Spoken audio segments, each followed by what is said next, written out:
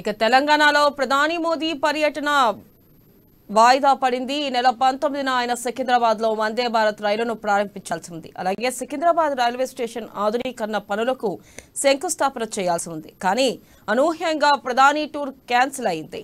అయితే ప్రధాని మోదీ తెలంగాణ పర్యటన ఎందుకు వాయిదా వేశారనే విషయాలు ఏమీ తెలియరాలేదు.